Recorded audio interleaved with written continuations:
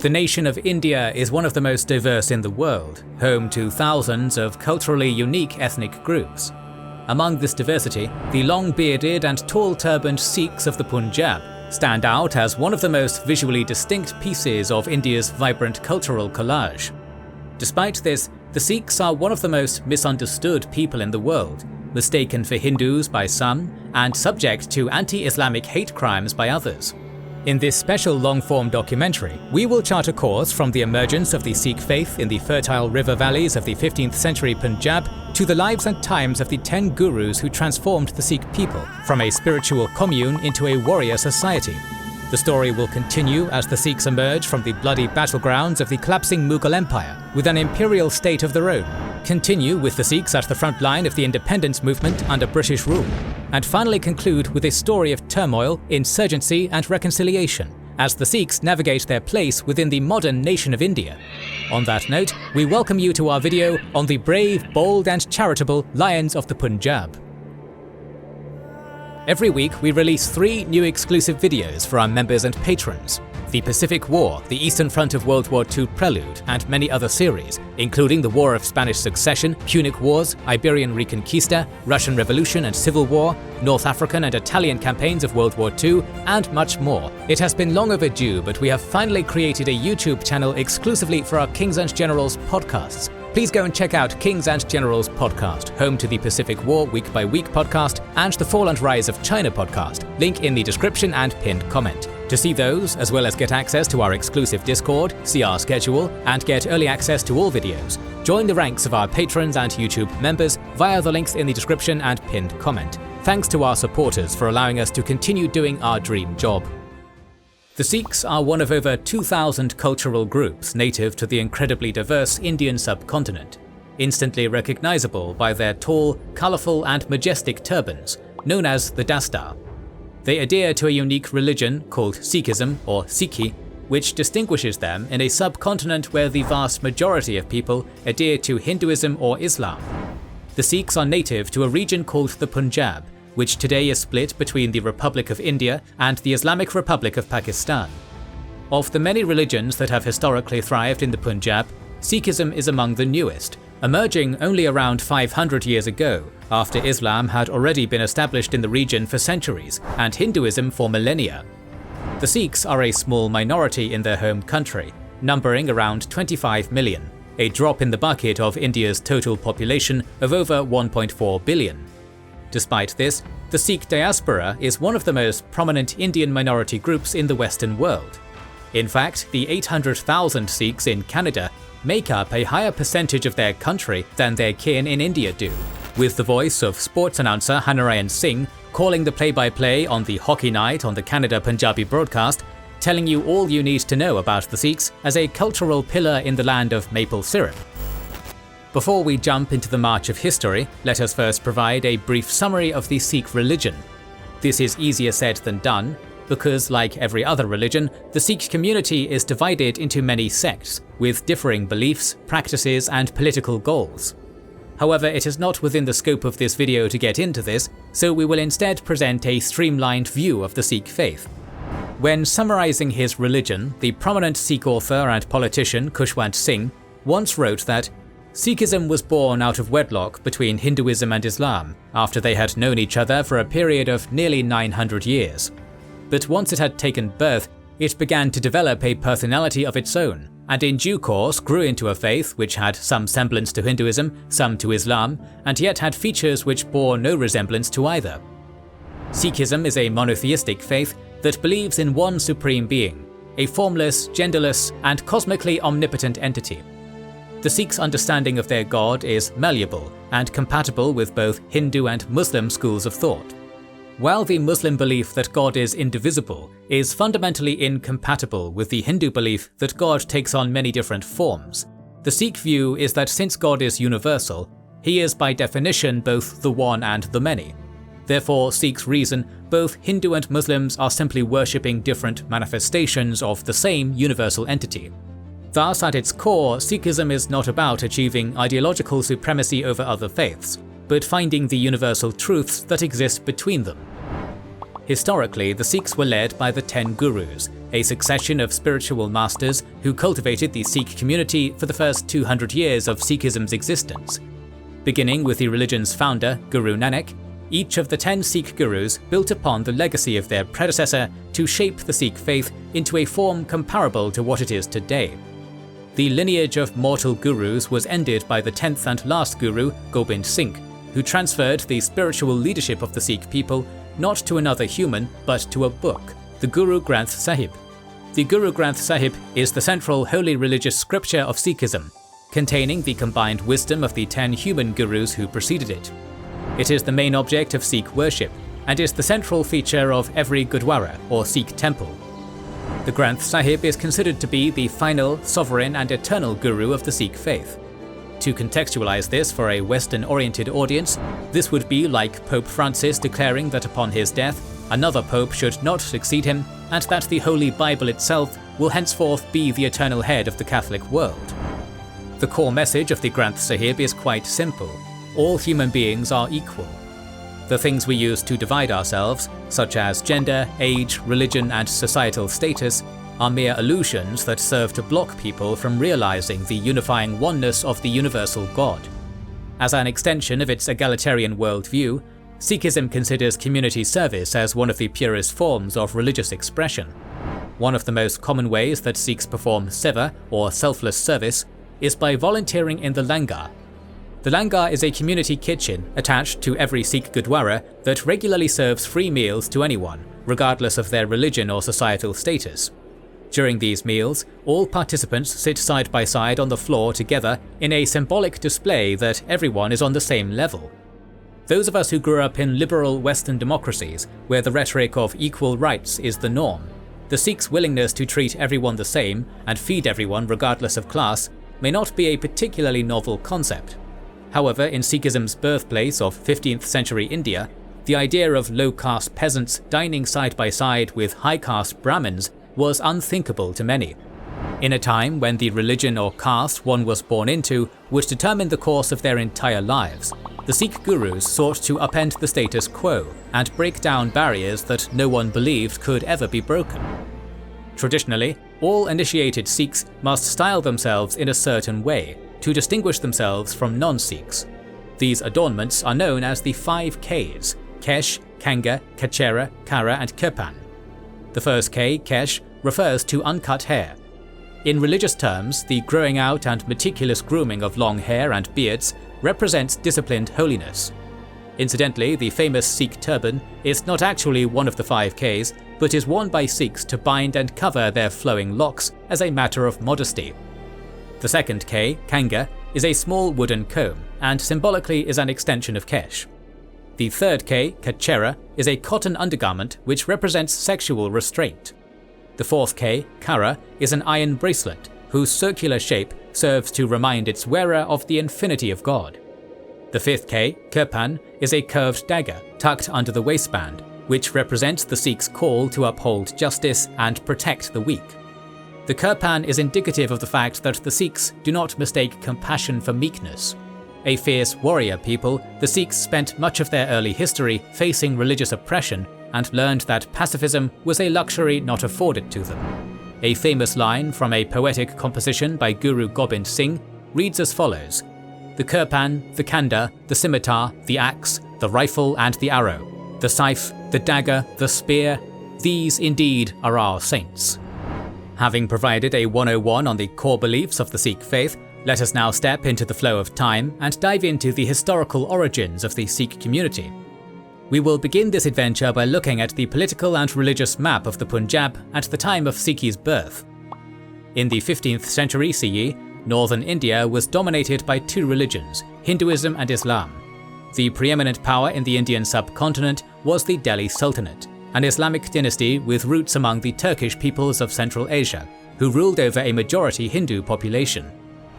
During this period, 2 religious organizations made efforts to bridge the gap between the 2 religions, the Muslim Sufi orders and the Hindu Bhakti movement.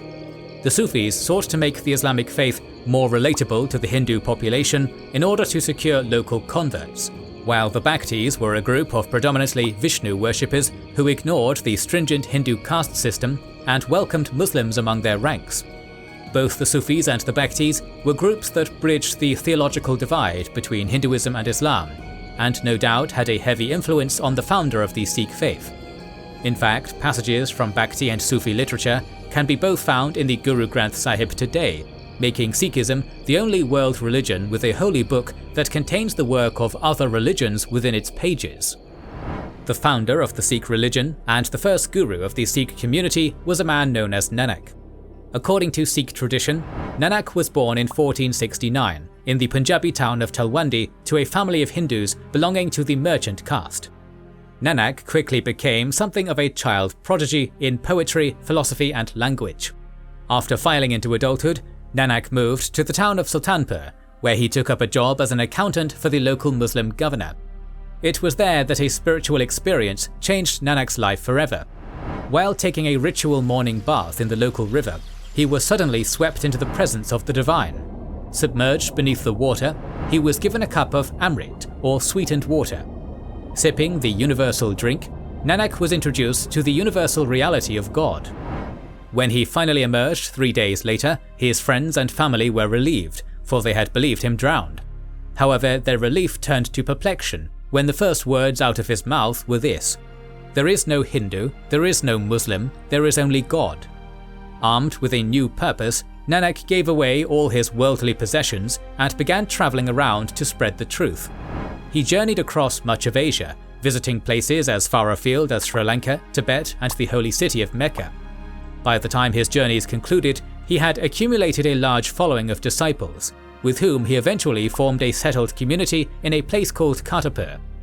It was there that Guru Nanak passed away in 1539, survived by his followers, who became the earliest form of the Sikh community.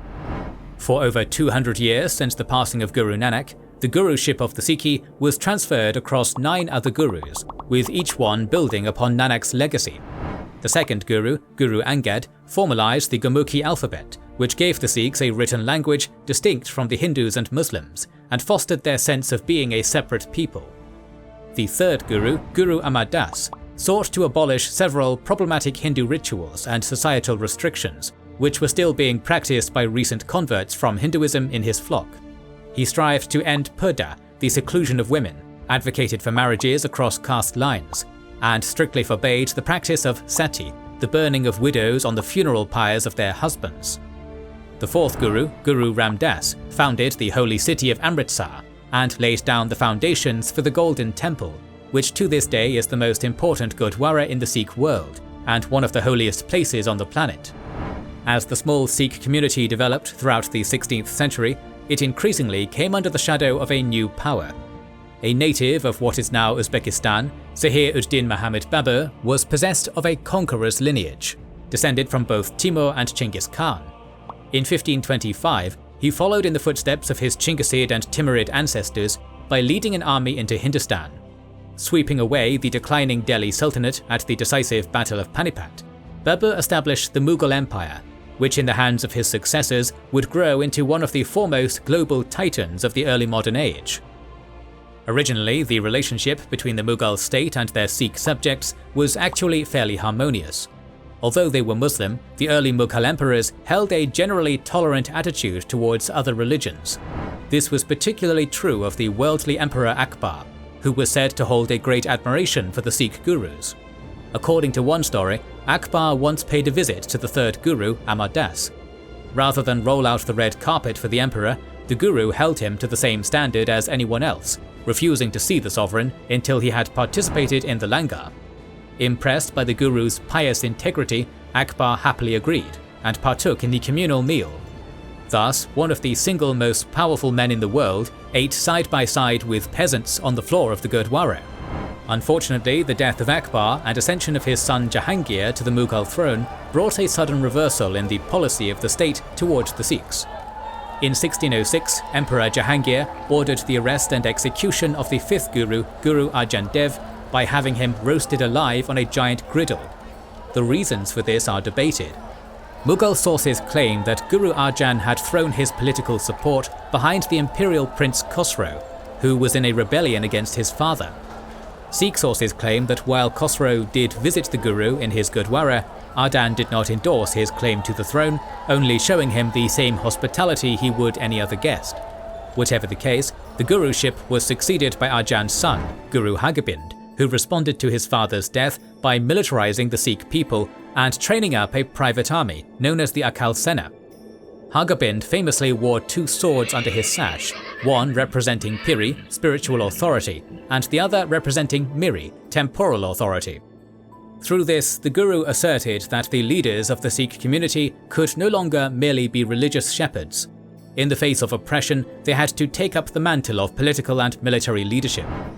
When Emperor Jahangir heard word of what Hargobind was up to, he had the Guru arrested and imprisoned, only to have him released a year later. The reasons for Jahangir's capricious change of heart are unclear, but it seems that Hargobind actually developed a sustainable understanding with his father's murderer. One Sikh account even claims that during a royal hunt, the Guru saved the emperor's life by fending off a feral tiger. Throughout the rest of Jahangir's reign, Hargobind continued to quietly build up his private army, leveraging his good relationship with the emperor to stay mostly under the radar. The other shoe finally dropped when Jahangir passed away, and his successor, Emperor Shah Jahan, sent troops into the Punjab to defang the troublesome lions of the Punjab once and for all. In 1634, Guru Hargobind bloodied the nose of the mighty Mughal army at the battles of Amritsar and Lahira. A year later, he narrowly evaded capture by breaking out of Kartarpur in a daring escape after being entrapped in the city. Despite Hargobind's victories over imperial forces, the Gurus who followed him still partook in Mughal society, oscillating between paying obeisance to Mughal emperors and open insurrection against Mughal officials. On more than one occasion, Sikh Gurus leveraged their political and military influence to intercede in Mughal succession disputes, in attempts to put someone friendly to the Sikhs on the throne. Nevertheless, through the early triumphs of Guru Hargobind, the Sikhs had fully metamorphosed from a spiritual commune into a warrior society, ready and able to defend their right to exist at the point of a sword.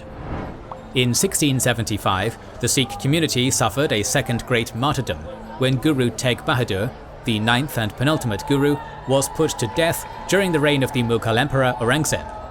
According to Sikh tradition, the Guru met his end by interceding on behalf of a group of Hindu Brahmins from Kashmir who were being coerced by a local Mughal governor into converting to Islam. The Guru declared himself ready on their behalf to offer his head rather than his faith.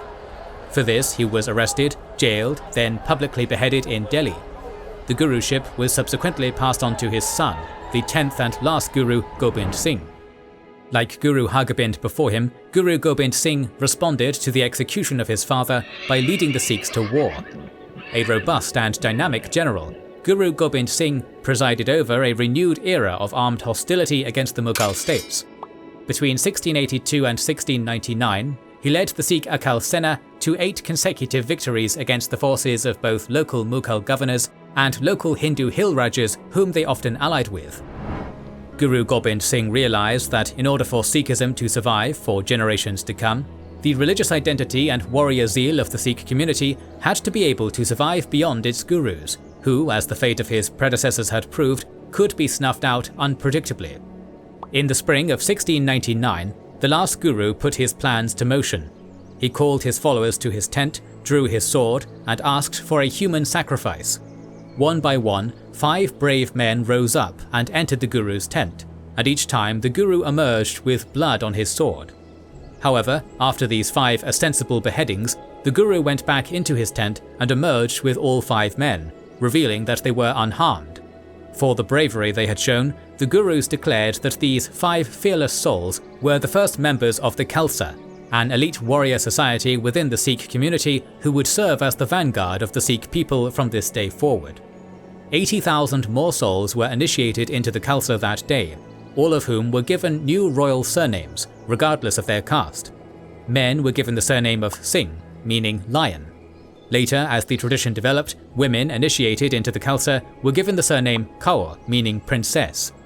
The Sikh Khalsa persists to this day, and the rite of initiation into its ranks remains a core coming-of-age ritual for Sikhs across the world. For nearly a decade after its formation, Guru Gobind Singh led his natal Khalsa warrior wave against the Mughals in battle after battle, against the forces of Emperor Aurangzeb. In 1707 the emperor died, and a succession crisis erupted between his two sons, Azam Shah and Bahadur Shah. As Bahadur Shah was the candidate more sympathetic to the Sikh plight, Gobind Singh led the Khalsa to battle on his behalf, joining the imperial prince at the Battle of Jajau, where, if Sikh records are to be believed, he personally slew Azam Shah in battle. After the battle, hostilities between the Sikhs and the Mughals abated. Unfortunately, this peace would not last long. In the autumn of 1708, the 10th and final guru of the Sikh people passed away, succumbing to the wounds he had sustained at the hands of Mughal assassins. In his place, the elite order of initiated Sikh warriors he created, known as the Khalsa, succeeded the last guru as the political and military vanguard of the Sikh people. The leadership of the Khalsa fell upon a man named Banda Singh, a former Hindu hermit, who had been one of the last guru's most zealous followers. After the guru was assassinated, Banda Singh rallied the Khalsa, leading a furious warrior wave against the Mughals in the Punjab, seizing most of eastern Punjab and committing massacres against local Muslim populations as he went. At the zenith of his conquests, he controlled territory from the Shivalik Hills in the north to the Sutlej River in the south. Within these territories, Banda Singh established a new nation in the Punjab, the first Sikh state in history. Ultimately, the first Sikh nation was a short-lived one. Despite being a gifted military leader, Banda's primacy was never fully accepted among the Sikh community. Chief among his critics was Mata Sundari, the highly respected widow of Guru Gobind Singh. Mata Sundari opposed several of Banda's policies and categorically condemned the revenge-fueled lawlessness with which Banda conducted his conquests.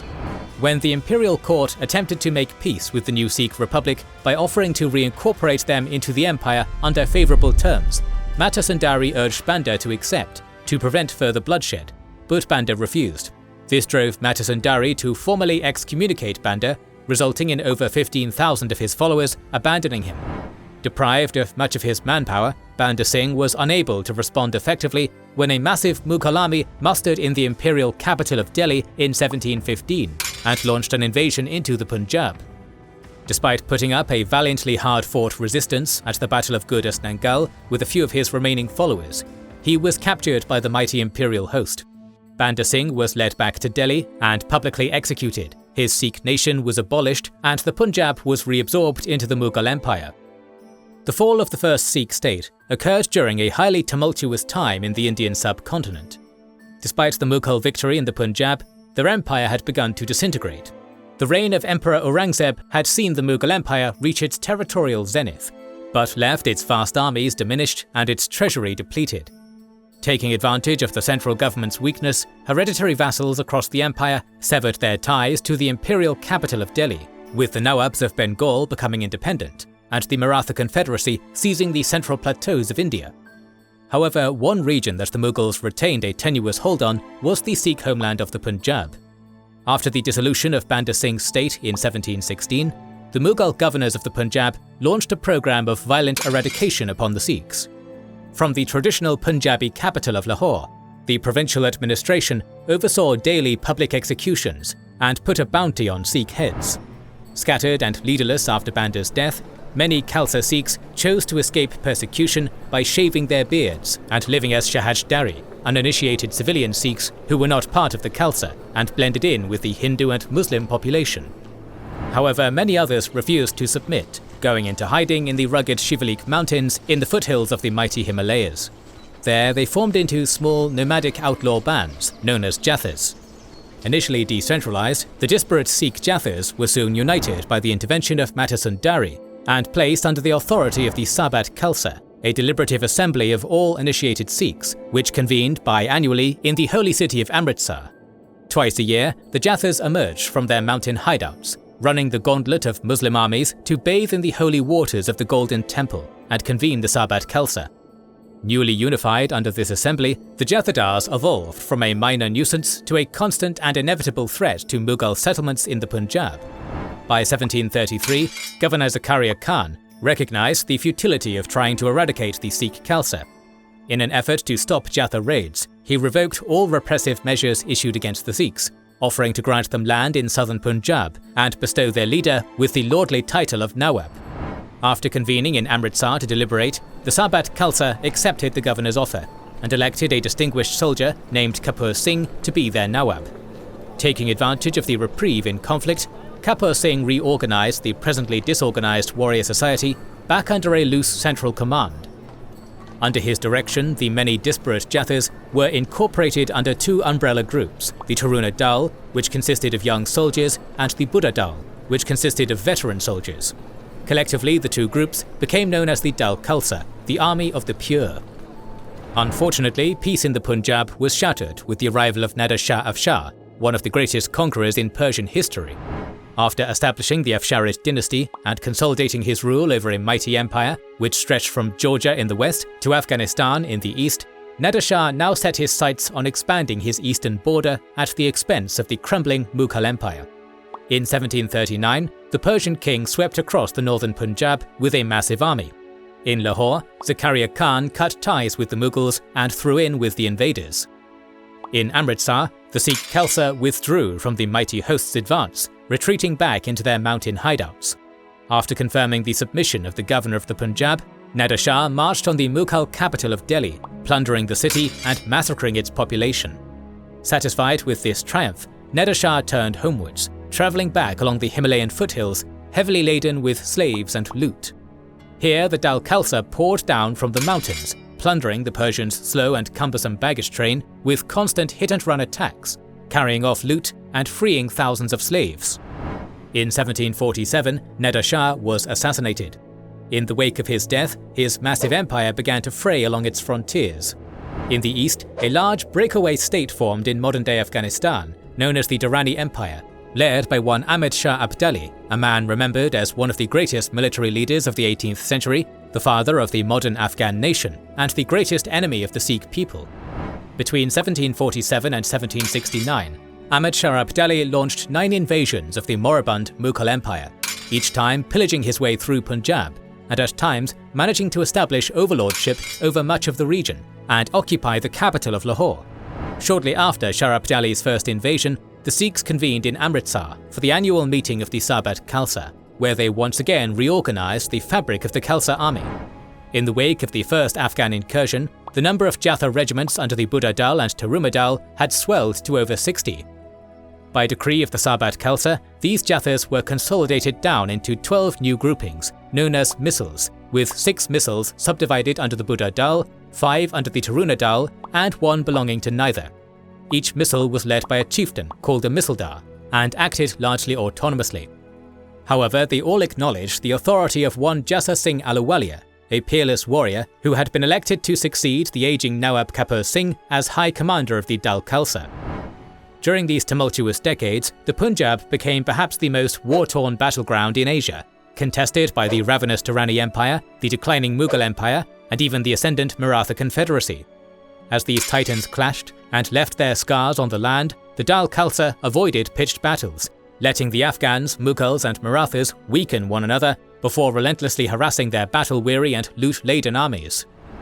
The Sikhs' missiles fought primarily as small bands of mounted riflemen, who were as deadly as they were fast, audaciously galloping up before a large column of enemy troops, discharging their muskets and galloping away into the wilderness before anyone could react. The Afghans were the Sikhs' primary targets, and any efforts that Shah Abdali made to eradicate them were futile. The Misldars and their horsemen could melt into the mountains like spirits of nature, and trying to fight them was like slashing a sword through a clear pond. Thus, as the Mughals, Marathas and Afghans continuously mauled each other in the Punjab, their hold on the region grew weaker, while the Sikhs grew stronger, slowly becoming the most powerful army in the province by virtue of patience, guile and attrition. As the provincial Mughal administration was further weakened with every marauding Afghan invasion, the Sikh Misldars took the first steps towards becoming the rulers of the region by beginning to extract tribute from local village clusters in their orbit in exchange for protection. By the 1760s, the Sikhs had successfully filled the power vacuum created by the devastation of the Afghan invasions, with the Misls forming into small territorial states which controlled much of the Punjab's river valley heartland, including the capital of Lahore. While each Misl state was largely independent, they continued to acknowledge the loose overall authority of the leader of the Dal Khalsa, Jassa Singh. This political arrangement led to a coalition of separate but united fiefdoms known to history as the Sikh Confederacy. Through their bravery and adaptability, The Sikhs had not only triumphed over their traditional Mughal oppressors, but outwitted the Persian, Afghan and Marathi invaders as well, outlasting them all, and emerging from the battle royale of 18th century northern India as the masters of their native Punjabi homeland. After 9 invasions of India, Ahmad Shah Abdali died in the year 1772. Without a common enemy to cooperate against, the Misls began warring amongst themselves over the rich estates and property of the former Mughal aristocracy in the Punjab. Even the biannual assembly of the Sarbat Khalsa could not solve these disputes, while an aging Jassa Singh was now too past his prime to wrangle the states which were ostensibly under his suzerainty. It was evident that the Misls had seen their day, and if the Punjab was to remain free from the great powers which still encircled it, it would have to be united under one man, who could repair the divided Khalsa and create a strong centralized state, which all Punjabis could call their own. That man was named Ranjit Singh. In 1792, Ranjit Singh ascended to the chieftaincy of the Sukachakya Misl at the age of 12. Even as an adolescent, the young Misldar was exceptionally formidable, surviving an attempt on his life by killing his would-be assassin at the tender age of 13. Ranjit Singh had inherited an advantageous position. The Sukachakya Misl was currently the strongest of the Misls, and allied with the also prominent Kanhaiya Misl through Ranjit's political marriage to the daughter of its dynastic female chieftain, Sadakawa. A fearless military leader, Sadakawa was instrumental in rearing her son-in-law into the great man he would soon become. Ranjit Singh's rise to prominence came in 1797, when at the mere age of 17 he fended off a Durrani invasion led by Shah Zaman, the grandson of Ahmad Shah Abdali. Riding upon the renown earned from this triumph, Ranjit Singh brought the other Misls under his command, and with his mother-in-law's military aid, seized the capital of Lahore in 1799 from the 3 Misldars who had been dividing the city amongst themselves prior. Thus, at barely 18, Ranjit Singh had united the heart of the Punjab under his rule. In 1801, he declared himself the Maharaja of Punjab, and was invested in a formal ceremony which heralded the birth of a new nation, the Sikh Empire. Ranjit Singh passed the early tests of his reign with flying colours, checking the expansionist ambitions of the newly unified Nepalese kingdom of Gorkha in 1809, and opening official diplomatic relations with a certain British East India Company that same year. After seizing Bengal in 1757, the English had begun spreading their influence across the Indian subcontinent like a mould. By 1805, their colonial borders straddled the frontiers of the Sikh Empire. Ultimately, the two powers compromised with the 1809 Treaty of Amritsar, which recognized the Sutlej River as the general border between the British and Sikh domains. Recognizing the serious threat that the technologically superior Europeans represented, Ranjit Singh spent the first half of his reign focused on major military reforms. Fighting as small bands of mounted skirmishers was all well and good when waging a guerrilla war against invading empires. But the Sikhs were the empire now, and needed a modernized standing army in order to effectively hold their extensive domains. To that end, Ranjit Singh attracted experienced military officers from across Europe to his courts. Soldiers of many nationalities answered the call, including Greek, Spanish, Hungarian, English, Italian, and even French veterans of Napoleon Bonaparte's Grand Army. Knowing that the loyalty of these Western mercenaries was dubious, the Maharaja shrewdly made them sign contracts that would require them to marry a local woman and grow out their beards like Sikhs. This policy of turning his European advisors into Punjabis was only partially successful, but it did result in the creation of one of the most disciplined and well-equipped fighting forces in Asia. Ranjit Singh's investments soon paid off on the battlefield.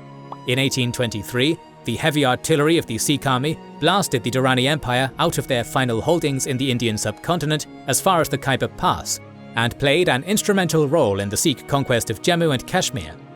At the pinnacle of Ranjit Singh's conquests, the Sikh Empire had nearly doubled in size, controlling a 500,000 square kilometre dominion that included not just the entire Punjab, but its surrounding regions as well. The Sikh Empire was not just the bearer of a mighty military, but a sophisticated cosmopolitan culture. The Sikhs had always been a minority in the Punjab, and this remained the case even after they became the rulers of the land. At its height, the Sikhs themselves made up only around 10% of the population of the Sikh Empire, with the majority of the population being either Muslim or Hindu. A small smattering of mostly European Christians, and even a small Persian Jewish community, coloured the social landscape as well. True to the core doctrine of the Sikh faith, the Sikh Empire was a tolerant society, under whom peoples of all castes and religions were largely equal. Both Hindus and Muslims achieved high positions in the government and military, and were permitted to govern themselves according to their own customary religious laws.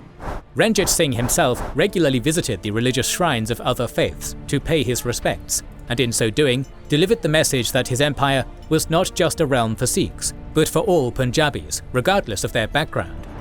Ranjit Singh's reign also coincided with an economic revival of the Punjab. After nearly a century as the battleground of empires, the land of 5 rivers was understandably desolate when the Maharaja took his throne. More than just a military leader, Ranjit Singh also put together a capable administration, which sought to repair the war-torn fabric of the land. Significant state funds were invested into agriculture, as both local landowners and the farmers who worked for them were given generous financial and legal incentives. An emphasis was also put on the revival of core industries in the Punjab's major cities, which became powerhouse producers of cotton, wool, silk, and metals. Moreover, the Maharaja's royal court granted patronage to numerous artisans, poets, and historians of all faiths and backgrounds.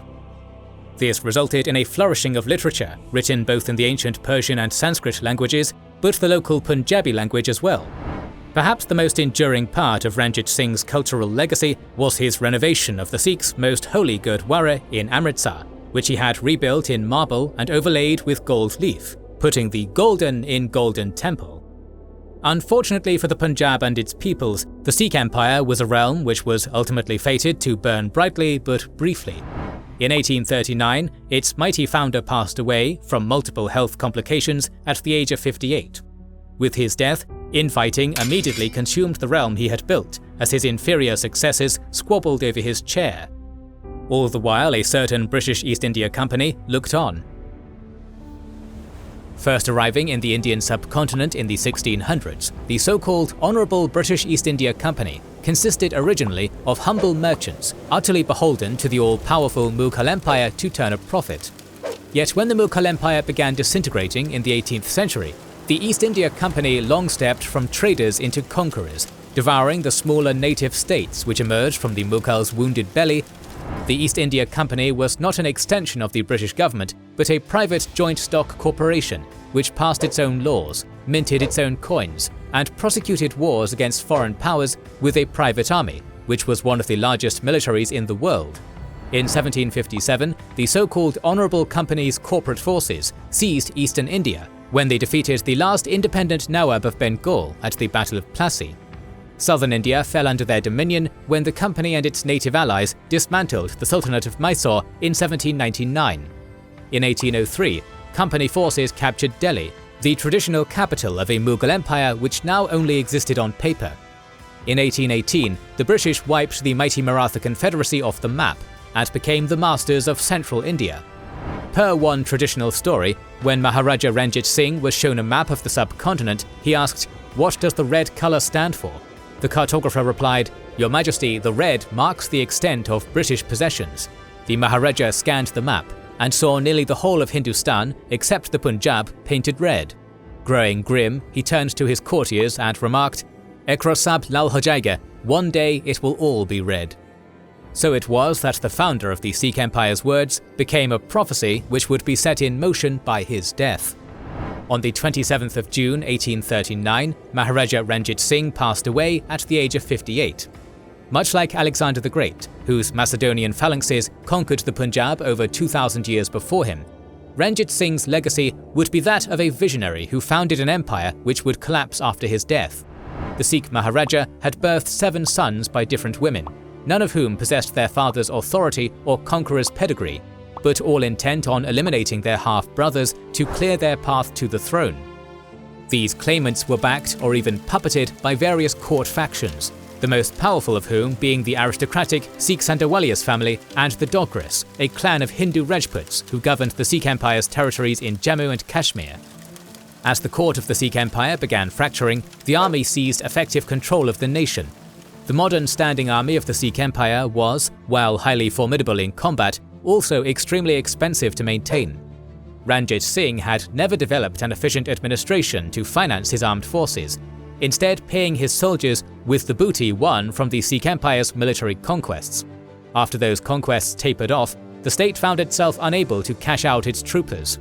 With their pay constantly in arrears, the multi-ethnic and multi-religious military of the Sikh Empire devolved from an army loyal to king and country to a collection of mercenary bands with no real fidelity to the state, throwing their support behind whichever claimant to the throne offered them the most gifts and bribes.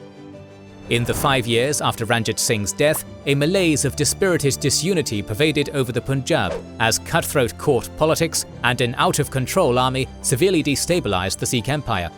Ranjit Singh's immediate successor was his son Karak Singh, an impotent opium addict who was deposed by his son Nau Nihal Singh. At only 18 years old, Nau Nihal was a robust, energetic ruler who had participated in his mighty grandfather's military campaigns since the age of 13. Possessing his grandfather's weight of authority, he wrangled the army under his control, used it to push down rebellions in his outer territories, and generally convinced everyone that he was the second coming of Ranjit Singh.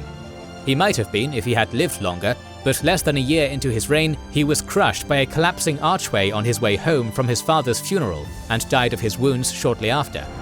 Some called this a freak accident, others insinuated that there had been nothing accidental about it. Nau Nihal was succeeded by his mother Chand Kaur, who failed to win the loyalty of the army and lost power to Ranjit Singh's second eldest son, Chair Singh. 3 years into his reign, Chair Singh was assassinated by his cousin from the Sandawalia family, Ajit Singh, who dispatched him with a shotgun blast to the chest. The Sandawalias made a play for the royal throne, but were checked by the Dogras, who managed to win the support of the army and enthrone Ranjit Singh's youngest son, Dulip Singh. Ascending to the Maharajadom at only 9 years old, Dulip Singh was ordained by fate to be the last ruler of the Sikh Empire. As the royal house of the Punjab engulfed itself in a bloodbath of coups, counter-coups and assassinations, the British East India Company salivated with anticipation. The Punjab, which had been impenetrable during the reign of Ranjit Singh, was now ripe for the taking. By the autumn of 1845, an invasion force consisting of both British redcoats and native Indian sepoys had assembled along the Sutlej River frontier under the overall command of Sir Henry Hardinge, the Governor-General of British India. Numbering over 40,000 men and 94 heavy artillery pieces, it was the largest force ever assembled by the British in India at that point in history. The court in Lahore responded with a military build-up of its own. In discipline and military technology, the army of the Sikh Empire was equal to the British in every way. The deciding factor in the war to come would not be strength of arms, but treachery from within the ranks. 5 years of violent instability had compelled some of Lahore's most influential dignitaries to engage in backdoor deals with the British in order to acquire protection from their political rivals in Lahore. 2 of these traitors were Tej Singh and Lal Singh, the commander-in-chiefs of the Sikh Khalsa army. A tense standoff continued throughout autumn. Then, on December 11, 1845, the Sikh Khalsa crossed the Sutlej River to confront the British, marking the beginning of the First Anglo-Sikh War. The two armies first engaged at the Battle of Mudki, in which the Sikhs badly mauled their redcoat enemies, only to be ordered to retreat by the treacherous Lal Singh. At the Battle of Firoz-e-Shah, the British and Punjabis engaged in a brutal artillery duel, in which the Sikhs gained the upper hand, killing or wounding every member of the Governor-General's personal staff. By the end of the first day of shelling, the British army was heavily battered, highly demoralized, and out of ammunition. At this point, Tej Singh arrived from the nearby town of Ferozepur with fresh troops and cannons. As Tej Singh's guns opened fire, the British artillery was unable to reply. Then, without any reason, Tej Singh's guns also fell silent, and a few minutes later, the traitor ordered his troops to retreat. Lord Gough quickly ordered his cavalry to charge the entrenchments at Firoz-e-Shah. The defenders, who were confidently expecting Tej Singh to give the enemy the coup de grace, were taken by surprise and forced to flee the field. The betrayals at Mudki and Firoz-e-Shah set the tone for the rest of the war, wherein the generals of the Sikh army put up a fierce and effective resistance against the British advance, only to be left out to dry by their treasonous high command. The First Anglo-Sikh War ended on the 9th of March 1846, with the signing of the Treaty of Lahore. Although triumphant, the East India Company made the prudent decision not to immediately abolish the Sikh Empire out of fear it would unify the rival Sikh factions against them. Instead, the imperialistic British mega-corporation took steps to transform Ranjit Singh's domain into a puppet state. Per the terms of the peace treaty, the Sikh court had to drastically reduce the size of its army, and put an end to the hiring of European advisors. Furthermore, the British annexed the territories of Jammu and Kashmir and auctioned them off to one Gulab Singh of the Dogra clan, founding the princely state of Jammu and Kashmir, a vassal kingdom under British suzerainty. Meanwhile, a British agent named Henry Lawrence was stationed in Lahore with a detachment of British infantry to, quote, protect and advise the boy king Dulip Singh. Lawrence became the boy's puppet master, ensuring that only those loyal to British interests rose high in the Sikh court. When Lawrence pushed the young Maharaja to invest the traitor Tej Singh with further powers and titles, the Dowager Queen, Rani Jindan, attempted to prevent this. In response, the British agent had her exiled, separating the boy from his mother. Over the next 2 years, the British East India Company consolidated its territorial gains in northern India and built up its forces in the region, while the Sikh Empire, paralysed by factionalism and puppeteered by a British agent, were unable to make any meaningful preparations against the next war to come. In 1848, Henry Hardinge was replaced by the Earl of Dalhousie as the Company Governor-General of British India. Like his predecessor, Dalhousie was intent on completing the annexation of the Punjab. All he needed was a casus belli, or reason for war. He received it on the 19th of April 1848, when a British civil servant and military officer were murdered by Sikh soldiers in the city of Multan, an incident which escalated into a citywide rebellion against British domination. Dalhousie ordered the Sikh court in Lahore to put down the rebellion in Multan, but the commander-in-chief of the Sikh Khalsa army, Sher Singh Atariwala, refused to turn on his own countrymen. Instead, he led the Khalsa to battle against the British, inciting the Second Anglo-Sikh War. Much like in the First War, the Sikhs, Muslims and Hindus of the Punjab put up a fierce resistance against the Redcoats. At the Battle of Chilianwala, General Sher Singh's forces held against a superior force, inflicting thousands of casualties and severely damaging the British reputation of invincibility in India in the process. However, despite making the company pay a quart of blood for each inch of Punjabi land taken, the Khalsa was unable to halt the British advance. Years of instability and mismanagement had left the Sikh army unable to support itself logistically, and eventually General Sher Singh was forced to lay down his arms. Thus ended the Second Anglo-Sikh War, and with it, the end of independence for the Sikhs and all peoples of the Punjab. On the 2nd of April 1849, Governor-General Dalhousie proclaimed the British East India Company's annexation of the Punjab. Just as Ranjit Singh had once foretold, the whole of Hindustan was now red. So it was that the Sikh Empire came to an end, and the Punjab was incorporated as a province of British India. The boy Maharaja Dulip Singh was exiled to the United Kingdom, where he was provided with a lavish pension and became a favourite of Queen Victoria herself. Dalhousie was a shrewd administrator who understood that the Sikhs were a people with a proud martial history and a penchant for rebellion against tyrants. Thus, his attitude towards the defeated but still proud peoples of the Punjab was conciliatory. Broadly speaking, the Sikhs, Muslims and Hindus of the Punjab retained their religious freedoms and remained in control of their holy places. Moreover, Dalhousie funded large infrastructural projects, such as the building of canals, railways and post offices. Deeply impressed by the bravery and discipline of the Sikh soldiers he had faced in battle, the Governor-General incentivized Sikh enlistment in the East India Company's armed forces, guaranteeing that any Sikh who served in a red coat would be allowed to preserve the warrior traditions of the Khalsa and keep their hair and beards unshorn. Before long, sizable Sikh regiments had formed within the army of British India. Dalhousie's policies were so effective in winning over the former rulers of the Punjab that the Sikhs largely sided with the British during the Great Indian Revolt of 1857 and played an instrumental role in putting down those who were trying to expel the British from India. It should be noted that the Sikhs had reasons of their own to side against the rebels. Many of them were mutineers from the British Indian Army in Bengal, hated by the Sikhs for, ironically, fighting alongside the British during the conquest of the Punjab a decade earlier. Moreover, the rebels' choice to elevate the powerless Mughal Emperor Bahadur Shah Zafar as their figurehead further alienated the Sikhs, who remembered well the atrocities their ancestors had suffered under Mughal rule. After the Great Indian Revolt was put down, ownership of the British territories in India was transferred from the East India Company to the British Crown itself. Under Crown rule, the Sikhs of the Khalsa were increasingly incorporated into the British Indian Army, perceived as reliable, disciplined, loyal and skilled in battle. In 1897, 21 Khalsa warriors of the Sikh Regiment's 4th Battalion were immortalized in martyrdom while fending off a 10,000-strong army of Afghan tribesmen at the now famous Battle of Saraighi. In 1902, Sikh soldiers participated in the suppression of the Boxer Rebellion in China. By the early 20th century, the Sikhs constituted over 20% of the British armed forces in India, despite making up less than 2% of India's total population. 35,000 Sikhs served in the British Army during the First World War, charging fearlessly through the killing fields of no man's land with tulwar sabres in hand and the words of Guru Granth Sahib on their lips. Gaining a reputation for acts of bravery above and beyond the call of duty, Sikh battalions in the Great War became known as Black Lions of the British Army. Meanwhile, back in their native Punjab, the Sikhs played a leading role in a massive colonial project which terraformed over 6 million acres of barren wasteland in central and western Punjab into irrigable agricultural land, transforming the Sikhs into the most prosperous agricultural community in all of India. Under British service, Sikh soldiers were regularly stationed in the Empire's easternmost outposts, where they also often made up a large contingent of the local police force.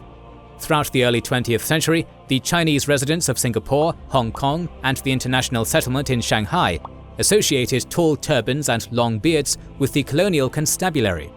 In 1897, the Sikhs first arrived in Canada, among elements of the British Hong Kong Army, to commemorate Queen Victoria's Diamond Jubilee. Canada awed the Sikhs, its bracing climates and robust, agriculturally rich landscapes reminding them of their Punjabi homeland.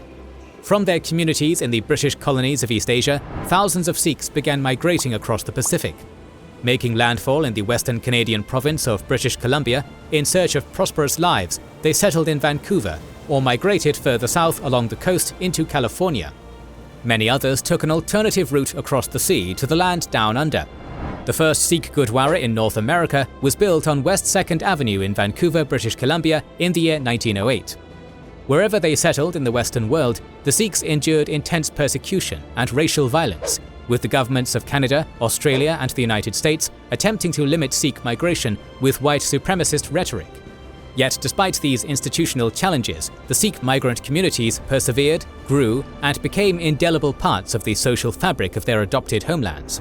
To this day, the Sikhs still make up a disproportionately high percentage of Indian diaspora communities in the Western world, compared to their percentage of the overall population in their native subcontinent, with Canadian Sikhs making up a higher percentage of their country's demography than their kin in India do in theirs.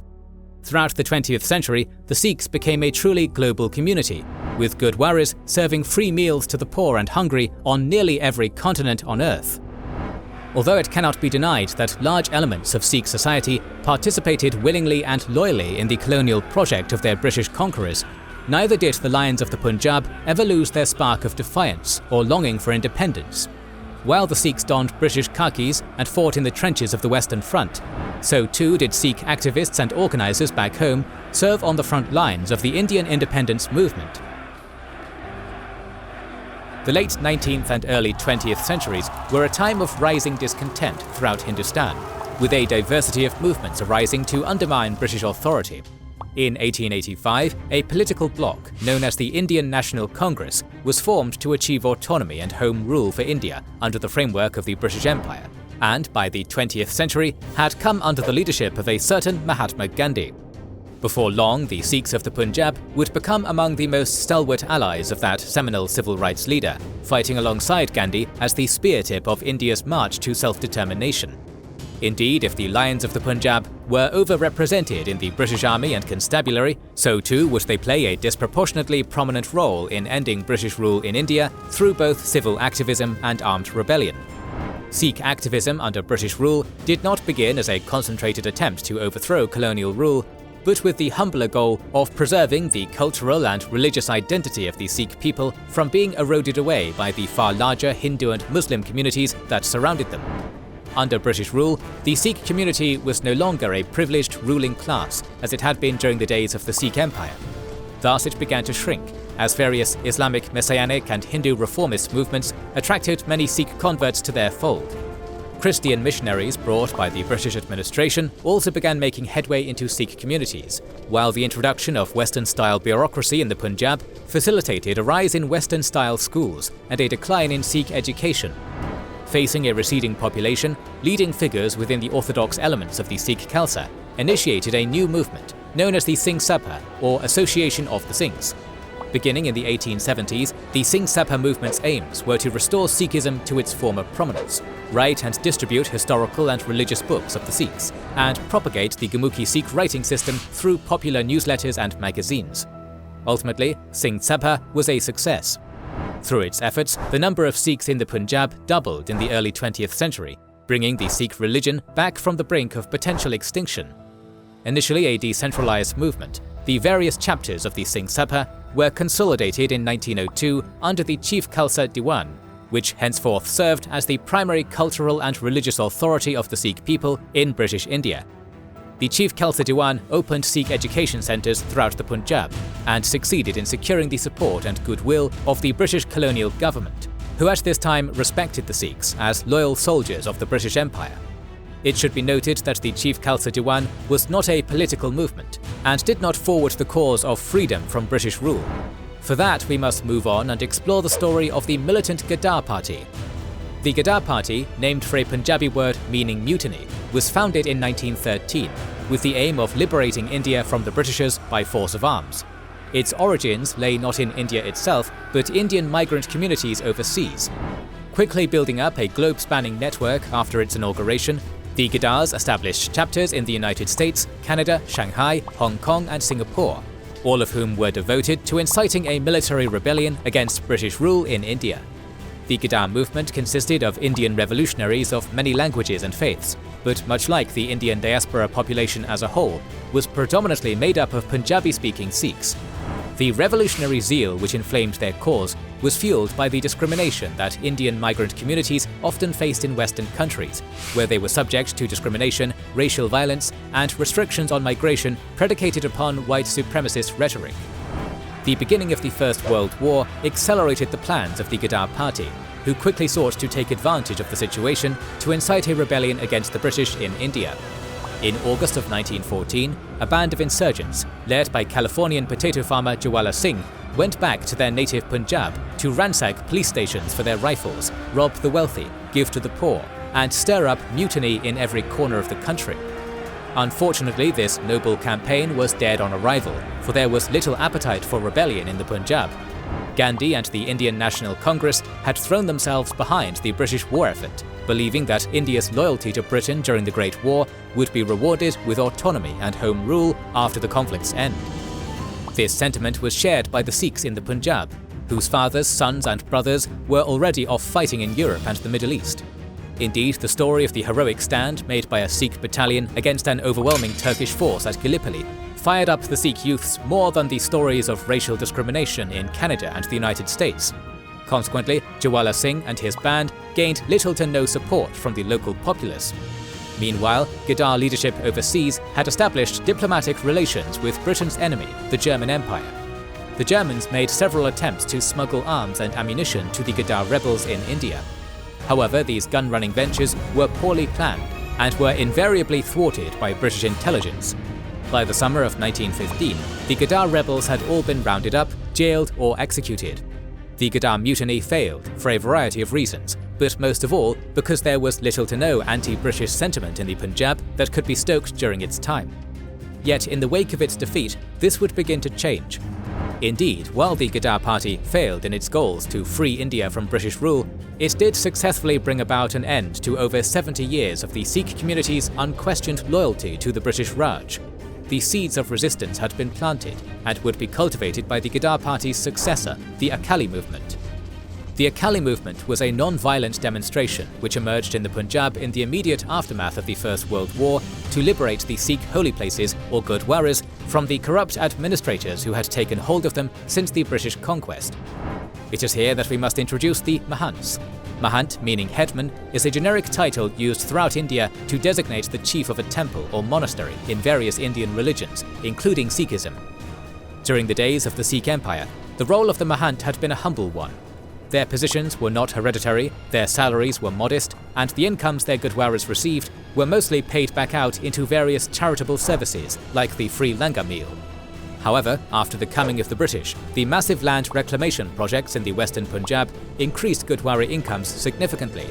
The Mahants used this wealth to transform themselves from humble temple keepers to uber-rich oligarchs, and Gurdwaras which had for generations been communal spaces were transformed into the Mahants' personal pleasure palaces. Under British rule, the Mahants ignored the needs of the Sikh community and focused on enriching themselves. They operated with impunity, for they were protected by the British colonial government, which subsidized itself off of their bribes. As the Mahants and the British Raj were so entwined, resistance against the former would arise during a time of escalating tensions during the latter. Those tensions took the form of the 1919 Rowlatt Act, an expansion of the deeply unpopular 1915 Defence of India Act, which had been enacted in response to the Ghadar Rebellion. Much like its predecessor, the Rowlatt Act was fabricated to root out insurrectionist elements in India by enabling colonial authorities to arrest and detain Indians suspected of insurrectionist activity without trial or valid evidence. This resulted in mass protests across the Punjab, the region in which the Rowlatt Act was most heavily enforced. On April 13, 1919, a crowd of 10,000 convened in the holy city of Amritsar to protest the injustices of these new anti-subversion measures. Led by one General Reginald Edward Harry Dyer, detachments of the British Indian Army were ordered to enter the city and open fire on the protesters. The result was the horrific deaths of over 379 civilians. This day of mass killing became known as the Jallianwala Bagh Massacre and was universally condemned, even among the British Army and the government itself. In fact, the only people to applaud the atrocity at Amritsar were the Mahants, who, in an act of ultimate betrayal to the Sikh community, hosted the offending General Dyer at the Golden Temple and publicly honoured him as a so-called defender of the Sikh faith. After this, the Sikhs could tolerate the Mahants no longer. From October 1920 onwards, the Sikh Akali movement launched into full force.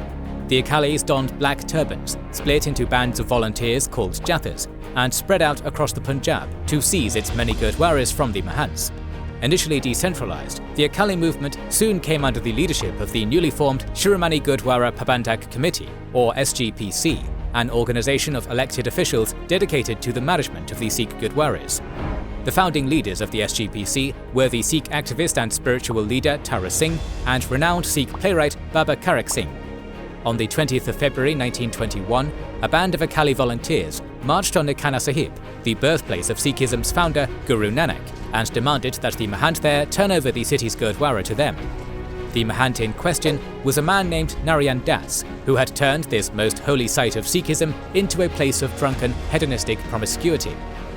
Narayan Das hired armed mercenaries and turned them on the Akali protesters. In what became known as the Nankana Massacre, anywhere between 140 to 260 unarmed Sikh demonstrators were killed. Yet these deaths only created martyrs to rally around. Demonstrations in other Gurdwaras continued, but by now, the British government had begun to crack down, arresting and jailing thousands of Sikh Akali demonstrators, including their leader Karak Singh. Protests continued nevertheless, and soon the Sikh Akali movement became entwined with the Indian National Congress and Mahatma Gandhi, who was leading an India-wide non-cooperation movement against the British at the time. Eventually, the British government folded under pressure and released Karak Singh from prison, handing him the keys to the treasury of the Golden Temple. Reacting to this news, Mahatma Gandhi himself sent Karak Singh a telegram which read, "First decisive battle for India's freedom won. Congratulations." Years went by, and the Akali protests continued, with no attempt to disperse them by force managing to succeed. Fearing the escalation of unrest in the Punjab, the British Raj finally relented. In 1922, the Rowlatt Act was repealed. Then in 1925, the Sikh Gurdwaras Act was signed into law, in which the Gurdwaras of the Sikh faith were confiscated from the Mahants and delivered into the hands of the SGPC. Thus, the holy temples of the Sikh faith were liberated from the corrupt oligarchs and given to a democratic body of elected Sikhs that would restore them back into the communal and charitable spaces they had once been. After 30,000 Sikhs jailed, 2,000 wounded, and 400 killed, the Akali movement had succeeded, ending what the British newspapers pithily dubbed as the Third Anglo-Sikh War with a decisive Sikh victory. The Akali movement was a major stepping stone on the road to Indian independence and marked a seminal turnaround in the social landscape of the Punjab. Whereas before the Sikhs were among the Indian communities most loyal to the British regime, they were now at the vanguard of the Indian independence movement. the coordinated push for self-determination made by the Sikhs alongside their Hindu and Muslim comrades led to the 1935 Government of India Act, a large concession by the British government which enfranchised some 30 million native Indians and allowed the residents of each Indian province to elect their own representatives. Provincial elections were held in 1937, which saw the Indian National Congress achieve sweeping victories in provinces across India, save for the Punjab. There, the Unionist Party, a secular political faction consisting of Hindus, Muslims and Sikhs, won enough seats to form a minority government. Other parties that won seats in the Punjab were the Khalsa National Party and Shiromani Akali Dal, the newly formed political wings of the Chief Khalsa Diwan and SGPC respectively.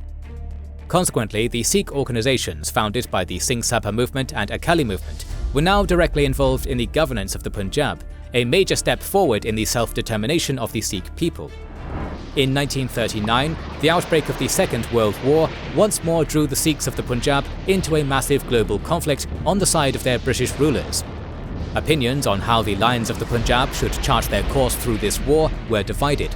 It was not 1914 anymore, and the Sikhs were far more critical of the British regime than they had been at the beginning of the First World War. And yet the political tides were shifting, and Britain's hold upon India was waning, as it faced increasing pressure, both domestic and international, to relinquish the crown jewel of its empire. By 1941, most influential Sikh factions, including the Shiromani Akali Dal, were fully behind supporting the British war effort, in the hopes that by helping Britain free the captive nations under Axis tyranny, so too would Britain be forced to free India from its own tyranny. Consequently, much like their fathers had done in the First World War, many young Sikh men fought in British uniform in the Second. They served valiantly in both major theatres, fighting the Nazis in Europe and the Japanese in Singapore, Burma and Malaya. Not all Sikhs, however, were so loyal to their colonial masters. Much like the Ghadarites during the First World War, many believed the best way to liberate India from Britain was to fight alongside its enemies. One of these revolutionaries was a Sikh soldier named Mohan Singh, an officer from the 14th Punjab Regiment in the British Indian Army. Defecting to the Japanese during the Malaya Campaign of 1941, he liaised with the Japanese 15th Army's Chief of Intelligence, Major Fujiwara Iwaichi, who handed over to Mohan Singh over 40,000 POWs captured from the British Indian Army. These Indian prisoners were rearmed and transformed into the so-called Indian National Army, a military force that fought alongside the armies of Imperial Japan against the British in Southeast Asia. Naturally, anyone who knows the ultimate outcome of World War II will know how that turned out. Yet even after being delivered into British custody after the war's end, neither Mohan Singh nor other leaders of the Indian National Army faced harsh sentences in their impending court-martials. Their trials attracted an outcry of public sympathy from the Indian public, for they had fought for the independence of India, and by the end of 1945, Indian independence was on the horizon. As the post-war period heralded a new era for India, the Sikhs of the Punjab could look back upon the previous decades and take pride in the outsized role they had played in bringing about Hindustan's soon-to-be freedom.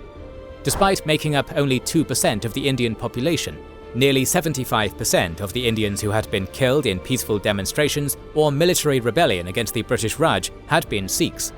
By 1945, the independence of all Hindustan was all but a done deal. All that remained uncertain was whether its independence would take the form of a united subcontinent or one divided along religious lines. That question, as it turned out, would result in the Punjab being cleaved in twain, the deaths of millions, and the Sikhs being forced out of the majority of their ancestral homeland. The Lions of the Punjab had done more than their fair share in achieving the self-determination of the Indian subcontinent, but their reward would be a bitter one of partition, genocide, and mass exodus. The Indian subcontinent has for millennia been both an ethnically and religiously diverse place. Different Indian religious communities have lived together as friends and neighbours for centuries, but tensions had also existed between them. When the British had come into power in India, they had exploited these generational rivalries, utilising a policy of divide and rule to ensure the religiously diverse peoples of the Indus would not again unite against them, as they had in the Great Revolt of 1857. This stoked embers of mistrust and suspicion among Sikhs, Hindus and Muslims that, at the cusp of India's independence, would erupt into a bonfire of hatred. In 1946, Indian politics was dominated by the Indian National Congress, the party of Mahatma Gandhi. now led by the lawyer and independence activist Jawaharlal Nehru. Nehru's vision of an independent India was an indivisible subcontinent, in which all the former provinces of the British Raj would emerge as part of a united, secular and democratic Indian nation. However, Indian Muslims agitated against this idea, having no faith that their needs would be met in a democracy where the Hindu majority would routinely be able to outvote them. Since 1940, a political party known as the All India Muslim League had grown immensely in popularity. Led by the barrister and statesman Muhammad Ali Jinnah, its primary goal was to establish a separate country for the Islamic peoples of British India in the Muslim-majority regions of Bengal, Punjab and the northwest frontier, a nation that would be called Pakistan. This ambition was vigorously opposed by Nehru, resulting in a dangerous impasse between the Indian National Congress and the Muslim League.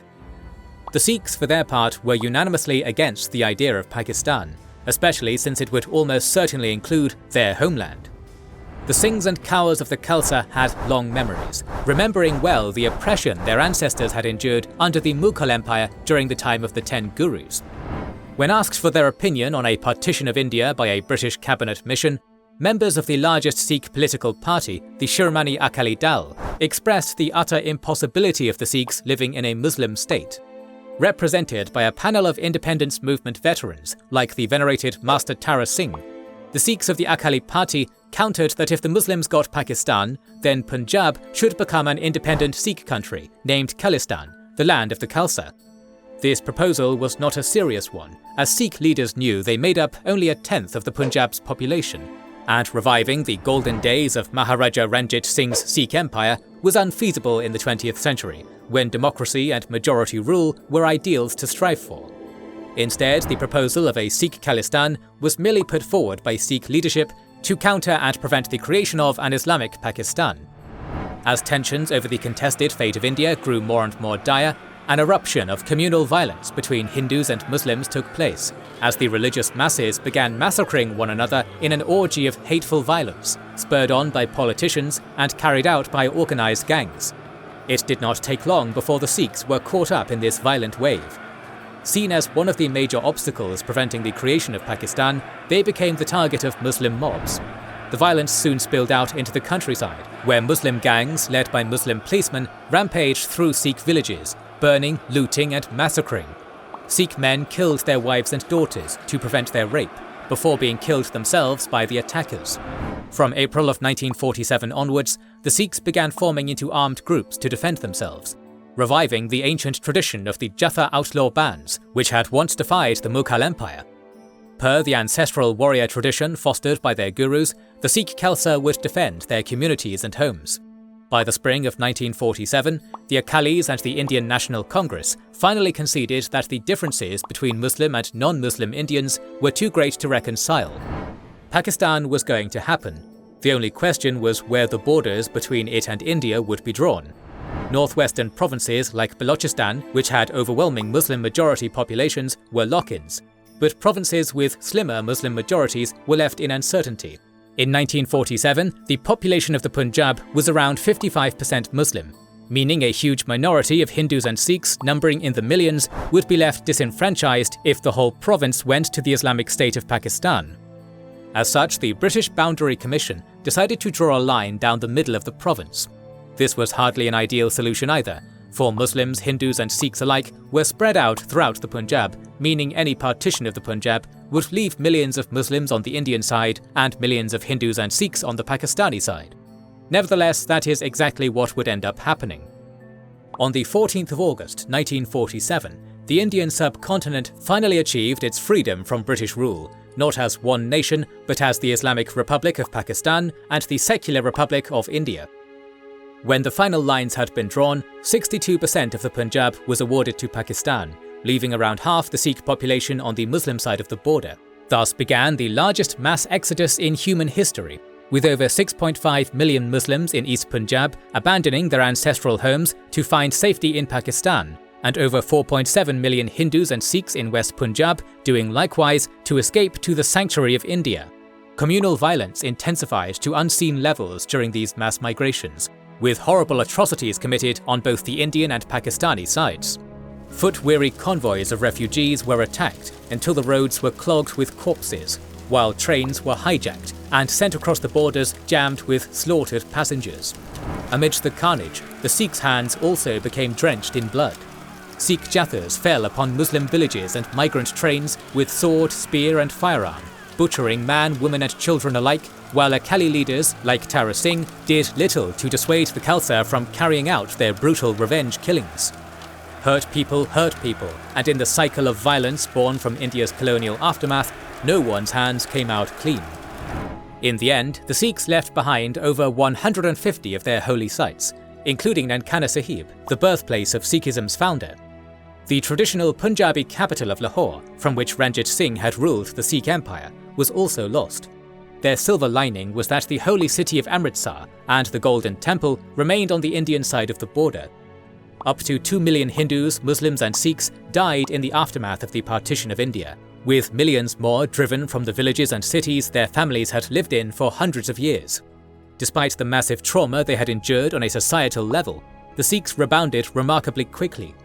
Cut off from their wealthy canal colonies in the West Punjab and forced to start again from nothing, the Sikhs doggedly built themselves back up, setting up many successful businesses and transforming the war-torn Eastern Punjab from an agricultural deficit to an agricultural surplus region within a few years. This remarkable economic turnaround from a community for whom massacres and mass displacement were fresh experiences was a testament to the industriousness and indomitable spirit of the Sikh people. In spite of their unlikely prosperity, the relationship between the Sikhs and the young Indian nation they now inhabited was far from harmonious. Whereas before the Sikhs had been scattered throughout the whole Punjab, the mass migrations of 1947 had resulted in the Sikh population centralizing around the holy city of Amritsar and its surrounding districts. For the first time in their history, the Sikhs were the demographic majority in a contiguous stretch of territory. It was on these grounds that the Akali Party began campaigning for the Sikh-majority regions of East Punjab to be broken off from the Hindu-majority regions to become a new autonomous Sikh state within the Federal Union of India, in which the Sikh community would enjoy special political status. Jawaharlal Nehru had made vague assurances about the creation of such a Sikh state back in 1944. Yet some years after becoming the first Prime Minister of an independent India, he was having second thoughts. In Nehru's vision, India was a secular nation, and thus it went against his ideals to give the Sikhs a state where their faith would enjoy special status. Moreover, the idea of a Sikh state was fiercely opposed by the Hindus of East Punjab. Riots and protests broke out between Sikhs and Hindus as the debate stretched out for over a decade. Only in 1966 did the Indian government relent and give the Sikhs what they desired, partitioning the East Punjab into the Hindu-majority states of Haryana and Himachal Pradesh and the Sikh-majority state of Punjab.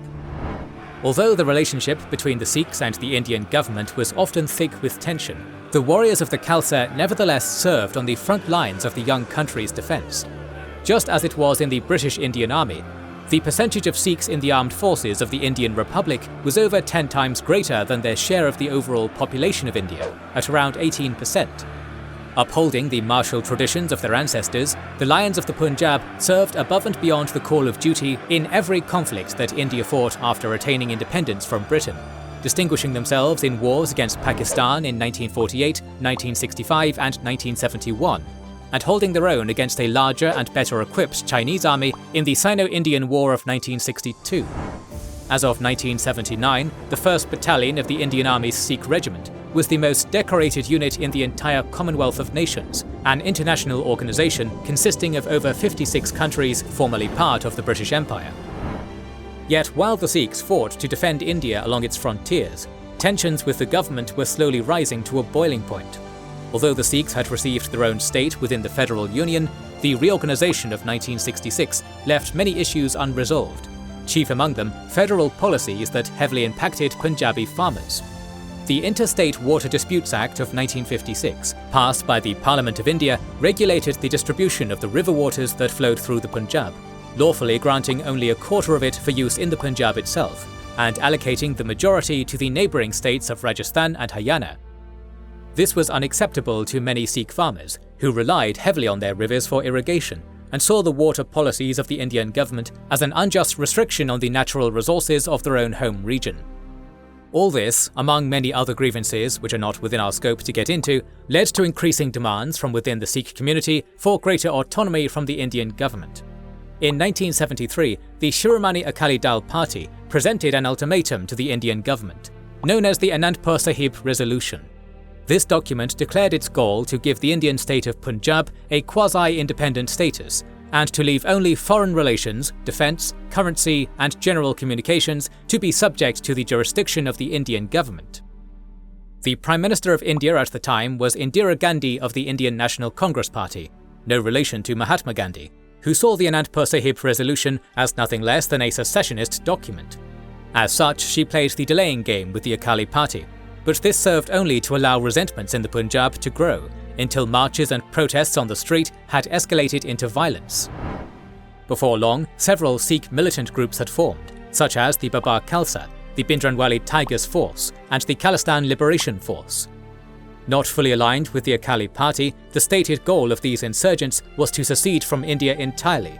The idea of Khalistan, the hypothetical sovereign Sikh country proposed on the eve of partition, was brought back to the table. Overshadowing the original goal of merely achieving increased autonomy within India, the insurgents declared that they would have their Khalistan, and if blood had to flow for that to happen, then so be it.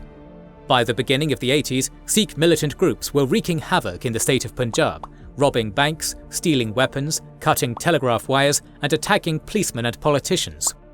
On the flip side, Indian law enforcement's attempts to suppress the insurrection were just as brutal.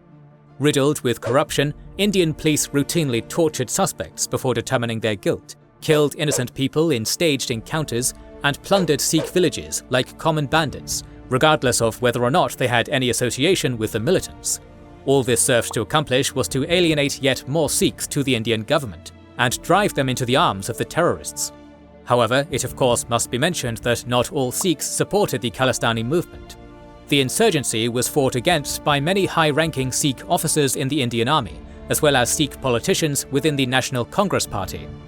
Moreover, factions within the Akali Party spoke out against the militants, horrified that their movement to peacefully protest for greater autonomy within India had been hijacked by violent secessionists. In 1982, a radical militant by the name of Jarnail Singh Bhindranwale became the leading figure in the Sikh insurgency. Setting up his base of operations in the Golden Temple, Bhindranwale presided over a campaign of terror, directing Sikh militants to launch attacks on the Punjab's remaining Hindu minorities to drive them out of the state. By September of 1983, Punjabi-speaking Hindus were subject to regular hate crimes, their temples desecrated with cow carcasses while they were shot at on the street. In June of 1984, the Indian Armed Forces retaliated with Operation Blue Star. Led by the Sikh Indian Army General Kuldip Singh Brar, Indian forces stormed the Golden Temple, successfully killing Jarnail Singh Bhindranwale and his inner circle. Also among the body count was over 400 people, of whom the majority were unarmed pilgrims, women and children included. This death and destruction within the holiest Gurdwara in Sikhism invoked fury and indignation throughout the Punjab. That following October, Prime Minister Indira Gandhi was strolling from her home to her office when her two Sikh bodyguards pulled a revolver and Sten gun on her, pumping her full of lead. Her death was supposed to be revenge for Operation Blue Star, but only furthered the cycle of violence.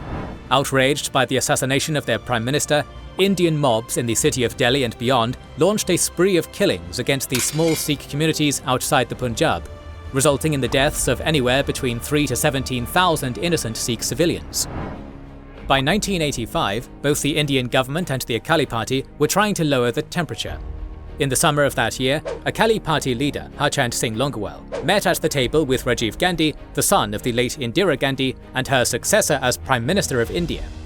The result was the Punjab Accord, an agreement in which the Prime Minister would accept some of the terms of the Anandpur Sahib Resolution, in return for the Akali Party withdrawing its agitation against the Indian government. These accords were accepted by most factions within the Akali Party, but rejected outright by the Khalistani militants who had Longowal assassinated for daring to parley with the federal government. Still, the Punjab Accord marked a turning point, and by the end of the 80s, the Sikh insurgency was losing steam. The general Sikh population was by this point tired of violence and lawless chaos. Disenchanted with the Indian police and army, but also with the Khalistani militants, there was little support left among the villages and cities of the Punjab for a sovereign Khalistan. Infighting also crippled the secessionists' cause, with the various Khalistani paramilitary groups having lost the support of the largest Sikh political party in the Shiromani Akali Dal, and constantly feuding with one another over differing goals and the extremity of their methods. In 1988, a Sikh officer named Kanwar Pal Singh Gill was appointed the Director General of the Indian Police Force in the Punjab. Chief Gill proved to be far more successful than any of his predecessors, utilising expertly executed intelligence-based campaigns, such as Operation Black Thunder, to root out Khalistani insurgents within both the Punjabi countryside and the holy city of Amritsar. Dubbed a super cop by the Indian public, Gill's police corps mopped up the last of the Sikh militants, although not without accruing a reputation for the same brand of exploitative corruption that the Indian police had been known for earlier.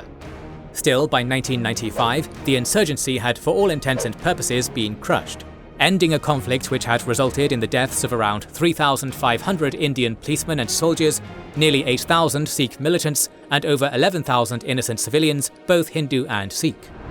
In 1997, state elections were held in the Punjab, in which the Shiromani Akali Dal won 2/3 of the total number of seats, easily defeating the Indian National Congress Party and securing a dominant majority in the state legislature. The message sent by the voting public of the Sikh community was clear. It was time to reintegrate back into the Indian mainstream under a political party that condemned further violence, but would advocate for the autonomous rights of the Sikh people within the framework of the Indian nation. Today, the Khalistani movement is more or less a thing of the past in the Punjab itself, but still has supporters among overseas Sikh communities in countries like Canada, resulting in major diplomatic tensions between India and Canada as recently as 2023.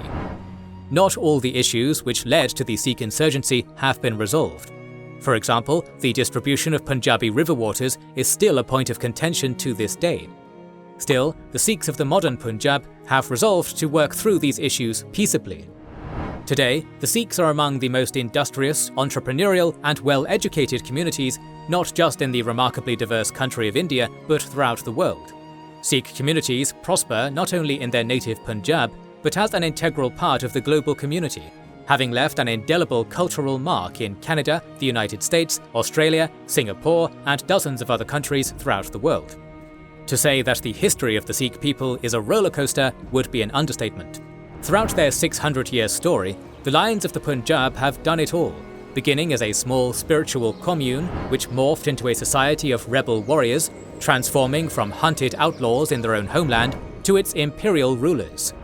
The Sikhs tempered themselves in the inferno of the 20th century through the bloody battlefields of the First and Second World Wars and the battlegrounds of the Indian independence movement, surviving mass displacement, terrorism and insurgency to emerge into the 21st century thriving and on their feet. In cities on every continent in the world, thriving Gurdwaras exist, where men, women and children of the Khalsa go to receive the wisdom of the Guru Granth Sahib, and hungry people of all faiths go to receive free Langar meals. The history of the Sikh people is a storied one, and that story will continue for countless generations to come. More videos on the vibrant cultures of India are on the way, so make sure you are subscribed and have pressed the bell button to see them. Please consider liking, subscribing, commenting and sharing, it helps immensely.